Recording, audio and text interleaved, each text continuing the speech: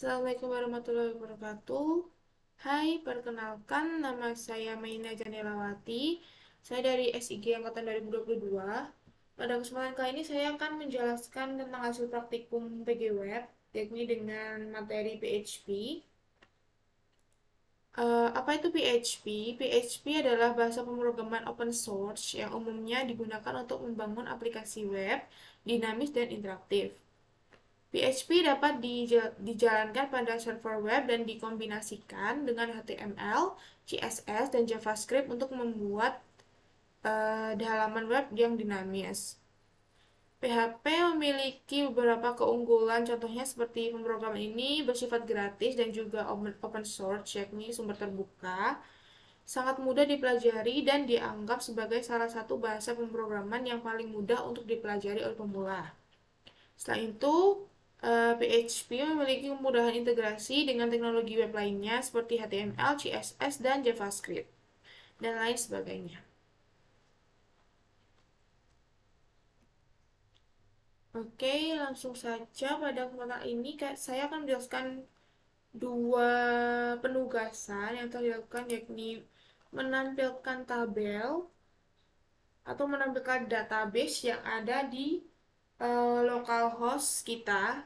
Jadi kita membuat localhost terlebih dahulu di dalam phpMyAdmin, membuat database di sini. Lalu kita akan menampilkan tabel yang ada di database tadi ke dalam web.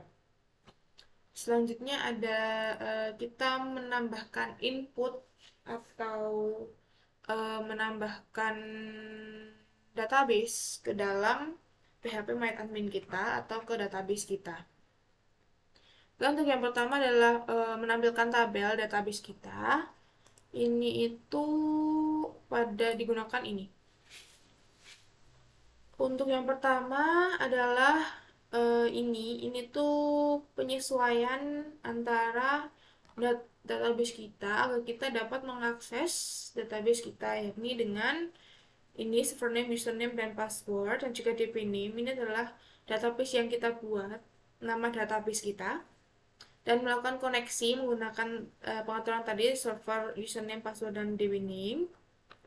Dan selanjutnya SQL ini tuh sintak SQL ya. Itu digunakan untuk menyelek dari tabel penduduk yang akan ditampilkan gitu. Jadi di sini yang akan ditampilkan adalah kecamatan, luas, jumlah penduduk, longitude, dan latitude.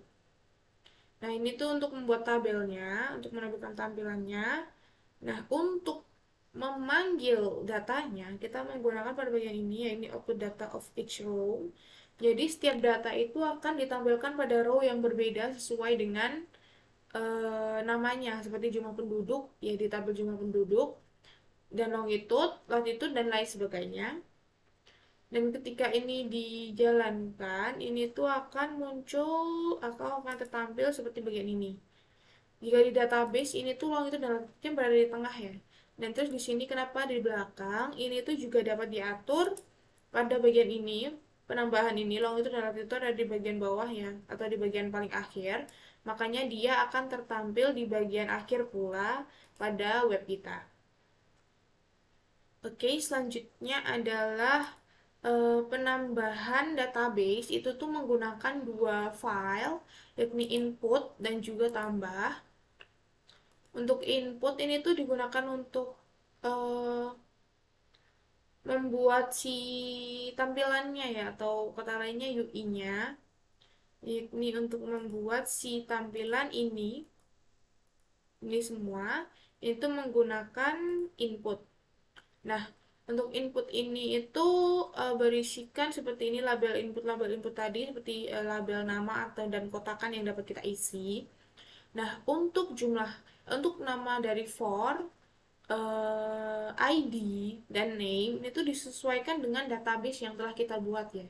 Jadi misal database kita jumlah underscore penduduk dengan apa, huruf kecil semua. Jadi kita harus menyesuaikan juga di dalam sini. Karena apa? Karena nanti kalau tidak sesuai atau jadi typo, nanti bisa saja database kita tidak dapat ditambahkan atau tidak dapat menambahkan database pada bagian itu. Jadi misal semuanya sudah benar, akan tetapi pada bagian longitude ini terdapat typo.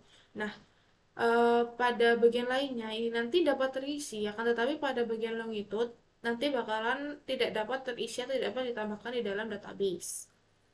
Nah, untuk bagian file tambah ini tuh digunakan untuk mengkoneksikan ya, untuk menyambungkan ke database kita. Yang ini seperti pertama, ini adalah file atau kolom dalam database kita yang akan dipanggil atau yang akan digunakan untuk penambahan.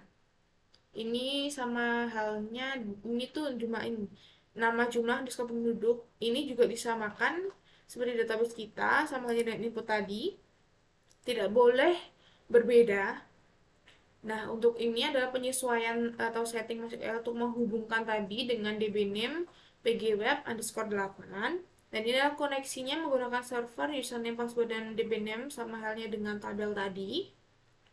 Nah, pada bagian SQL ini itu digunakan untuk menginsertkan. Jadi, data yang telah kita inputkan itu akan insert into itu tuh akan ditambahkan atau dimasukkan di dalam eh, tabel penduduk pada bagian kecamatan, luas, jumlah penduduk, longitude, dan latitude. Nah, seperti values ini tuh merupakan ID-nya atau namanya di dalam database kita. Nah, setelah penambahan ini berhasil, maka nantinya akan atau query ini berhasil, maka nanti akan muncul tulisan new record create successfully. Seperti itu. Coba kita menambahkan data.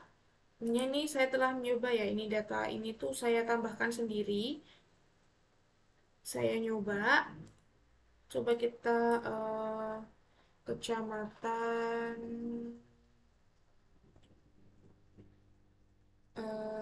misal kita Pokpung dengan luas 444, jumlah penduduknya 888 ini, dan longitudenya kita buat jadi seperti ini, latitudenya kita buat jadi ini, lalu kita submit. Nah, akan muncul tulisan new record create successfully. Nah, dalam localhost kita refresh. Nah, akan muncul pada urutan 18 yang dipogong dengan informasi yang seperti saya tambahkan tadi. Seperti itu. Nah, terus ketika kita akan melaporkan lagi, kita hanya perlu menggunakan ini dengan mengisikan inputan.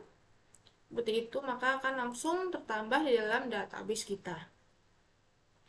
Oke, sekian yang dapat saya sampaikan. Kurang lebihnya mohon maaf. Wassalamualaikum warahmatullahi wabarakatuh.